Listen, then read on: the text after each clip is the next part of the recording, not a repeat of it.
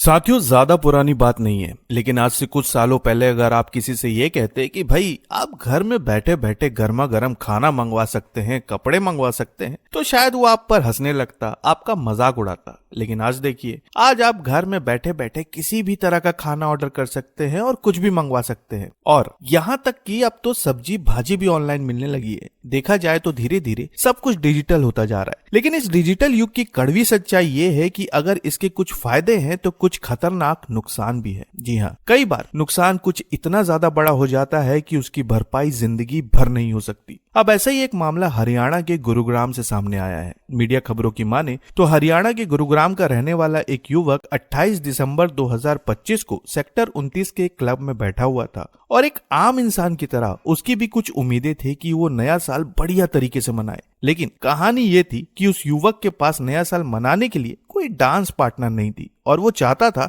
कि अगर वो किसी क्लब में जाए या किसी इवेंट में जाए तो उसके पास एक अच्छी खासी डांस पार्टनर हो। अब वो इसी उधेड़-बुन में लगा हुआ था कि तभी उसके मन में ख्याल आया कि चलो एक बार ऑनलाइन सर्च करके देखते हैं, क्या पता कोई डांस पार्टनर मिल जाए। फिर इसी उम्मीद के साथ उसने ऑनलाइन एक डांस पार्टनर सर्च करना शुरू किया। अब अगर आप थोड़ा भी ऑनलाइन दुनिया के बारे में नॉलेज रखते हैं तो आपको इतना तो पता ही होगा कि इस ऑनलाइन दुनिया में आप कुछ भी सर्च करें, आपको सारी जानकारी मिल जाएगी, लेकिन आप ये नहीं पता लगा सकते कि इसमें कितने फेक हैं और कितने सही। अब उस युवक ने एक डांस पार्टनर के लिए ऑनलाइन सर्च करना शुरू किया और फिर उसके सामने ढेरों वेबसाइट आ गई और इसके बाद वो एक वेबसाइट पर गया और उस पर दिए गए नंबर पर उसने कॉल किया। कॉल करके उसने बताया कि 31 दिसंबर की न्यू ईयर पार्टी के लिए उसे एक डांस पार्टनर की जरूरत है, यानी कि एक लड़की की जरूरत है। अब युवक को इतना कहने की देर थी कि दूसरी तरफ से जवाब आया कि आपको लड़की बिल्कुल उपलब्ध करा दी जाएगी।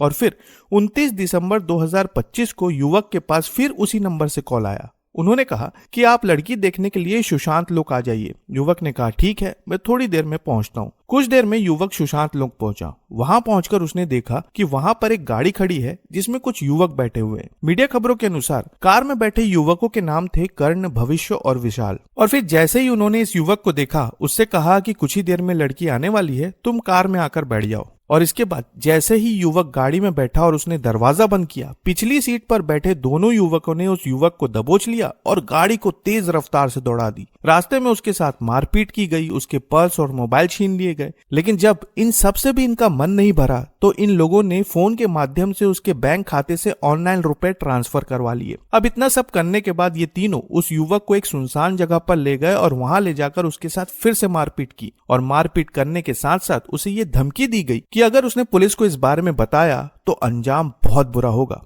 इस घटना को अंजाम देने के बाद युवक को वहीं घायल अवस्था में सुनसान जगह पर छोड़ दिया गया और फिर ये तीनों कार में बैठकर फरार हो गए। कुछ देर बाद वो युवक घायल अवस्था में धीरे धीरे भीड़ भाड़ वाले इलाके तक पहुंचा और एक राहगीर से मदद मांगी। उस राहगीर ने उसे मोबाइल दिया, जिसके बाद युवक ने तत्काल पुलिस और परिवार को इसके बारे में सूचना दी। अब सूचना मिलते ही तुरंत पुलिस एक्टिव हो गई और सेक्टर 29 थाने में तत्काल इसकी शिकायत दर्ज करवाई गई। अपनी जांच को आगे बढ़ाते हुए क्राइम ब्रांच की टीम भविष्य और विशाल तक पहुंच गई। कहा जा रहा है कि ये दोनों राजस्थान के रहने वाले हैं। मीडिया खबरों की माने तो पूछताछ के दौरान इनका कहना था कि इस पूरे प्लान का मास्टरमाइंड कर्ण था, जो गुरुग्राम का रहने वाला था। पूछताछ के दौरान इन दोनों का यह कहना था कि कर्ण से उनकी दोस्ती कुछ समय पहले हुई थी और कर्ण ने ही ऑनलाइन वेबसाइट पर डांस के लिए लड़की उपलब्ध कराने की फर्जी सर्विस डाल रखी थी और उस युवक ने जिस नंबर पर कॉल किया था वो कर्ण का ही नंबर था। इनका कहना था कि वे कम समय में ज्यादा पैसा कमाना चाहते थे और इसलिए इन्होंने युवक को लड़की देखने के बहाने बुलाया और फिर इस वारदात को अंजाम दिया।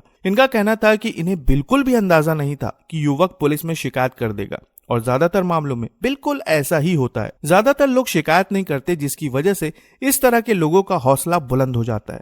वहीं खबरों की माने तो पुलिस ने दोनों आरोपियों को गिरफ्तार करके उनके कब्जे से 3000 रुपए बरामद कर लिए हैं। साथ ही उस बैंक अकाउंट को भी ट्रेस किया गया जिसमें ऑनलाइन रुपए ट्रांसफर कराए गए थे। लेकिन इस पूरी घटना का सबसे हैरान करने वाला पहलू यह है कि इन आरोपियों में भविष्य नाम का जो आरोपी है वो MBA की पढ़ाई कर रहा है। वहीं दूसरा आरोपी विशाल सिर्फ 12वीं पास है। वहीं बात करें तीसरे आरोपी कर्ण की तो पुलिस उसकी गिरफ्तारी का प्रयास कर रही है और इस पूरे मामले की जांच अभी जारी है। साथियों, इस घटना से आपको इतना तो समझ में आ गया होगा कि आपको ऑनलाइन क्या सर्च करना है और क्या नहीं। और हमेशा यही बात कही जाती है कि आप ऑनलाइन कुछ भी करें लेकिन सावधानी पूर्वक करें, क्योंकि ऑनलाइन की दुनिया हमारी असल जिंदगी से कुछ ज्यादा ही खतरनाक होती है। तो आप गुरुग्राम के इस मामले पर क्या कहना चाहेंगे, कमेंट में जरूर बताएं और नई खबरों के लिए चैनल को सब्सक्राइब करना ना भूलें।